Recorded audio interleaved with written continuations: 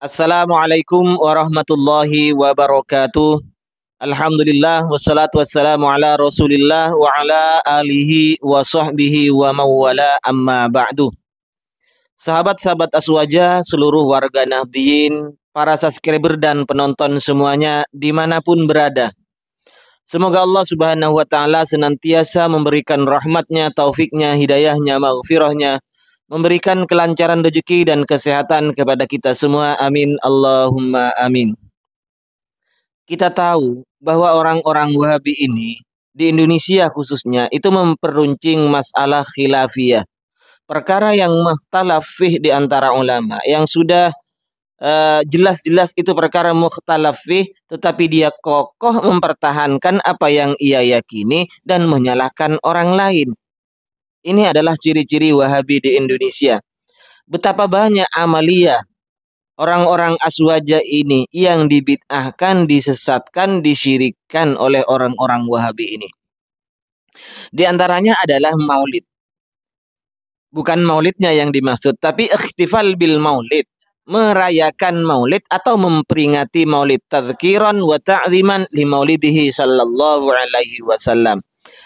Lalu bagaimana tanggapan dari ulama Saudi sendiri? Saya akan membawakan fatwanya ulama Saudi tentang maulid. Berbeda dengan fatwanya orang-orang Wahabi yang ada di Indonesia yang mengaku jebolan Madinah. Ini adalah muridnya Syekh Utsaimin. Kita bandingkan murid Syekh Utsaimin yang asli ada di Arab Saudi saat ini dengan muridnya Syekh Utsaimin yang ada di Indonesia yang ngaku-ngaku menjadi muridnya Syekh Utsaimin. Sekarang kita bandingkan pernyataannya. Yaqul ma hukum al-ihtifal bil maulid. Al-ihtifal bil maulid lahu suratan.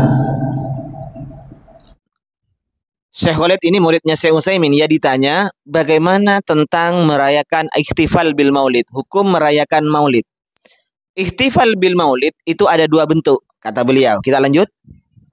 As-surah al-ula al-ihtifal al-mabni ala i'tiqad annahu ma'murun bihi syar'an. Bentuk pertama, merayakan maulid meyakini bahwa maulid ini adalah diperintah secara syariat. Jadi memang ada perintah secara syariat. Ini bentuk pertama, kata beliau. Wujuban atau istihbaban. Baik perintahnya itu perintah wajib atau sunnah. Faman qala inna asy-syar'a ya'mur bil ihtifal wujuban aw istihbaban faqad waqa'a fil bid'ati as-sayyi'ah. Barang siapa yang beranggapan bahwa maulid ini diperintah secara syariat oleh syariat, baik perintah wajib ataupun perintah sunnah, maka orang ini telah terjatuh ke dalam bid'ah sayyi'ah. فكيف يأمر الشرع بشيء والسلف لا يعرفونه ولم يعملوا به. Bagaimana syariat itu mau memerintah sesuatu perkara yang memang tidak pernah dikerjakan oleh ulama salaf sebelumnya? الصورة الثانية الاحتفال المبني على اعتقاد أنه وسيلة. Bentuk yang kedua orang-orang merayakan maulid ini adalah mereka meyakini bahwa maulid ini merupakan wasilah, ya, merupakan wasilah atau perantara, bukan sebagaimana yang di depan yang diperintah oleh syariat. Tidak. Laisa huwa ma'mur bihi syar'an, innama huwa wasilah. Tidak diperintah secara syariat, tetapi ini merupakan wasilah saja. Al-an idza hafidha talabah al-Qur'an wa 'amilna lahu ihtifal. Hal ya'ti syakhs yaqul mad dalil? Misalnya sekarang ada murid-murid penghafal Al-Quran, kemudian diadakan ikhtifal, diadakan perayaan. Lalu apakah kita tanyakan mad dalil? Adakah dalilnya mau ditanyakan seperti itu? Al-wasail la yus'al fiha 'an ad-dalil. wasail perantara ini ndak usah ditanyakan tentang dalilnya. Al-asl anna al-wasilah mubahah. Karena hukum asal dari wasail ini adalah mubahah, boleh. Yunzar fil ghaya minha. In kana al-ghaya minha khair fahiya khair. In kana al-ghaya minha syarr fahiya syarr. In kan yuf'al fiha khair fahiya khair. Yuf'al fiha syarr fahiya syarr. Kalau memang maulid Nabi, ikhtifal maulid ini dikatakan wasilah, maka kita harus melihat akhirnya. Jika akhirnya itu baik, maka baik. Tetapi jika nihayahnya itu adalah jelek, maka menjadi jelek. La yus'al 'an ad-dalil fil wasail. Maka tidak usah ditanya tentang dalilnya kalau wasilah ini. Wasilah jangan ditanyakan dalilnya. بعض الناس المؤسسات جمعيات يقيمون احتفالا سنويا هل يقال ما الدليل؟ لا، ما يقال ما الدليل، إنما يسأل عن الدليل في الشيء الذي يعتقد أنه من الدين. Di sebagian yayasan mengadakan ikhtifal setiap tahunnya. Apakah ini semua akan ditanyakan mana dalilnya?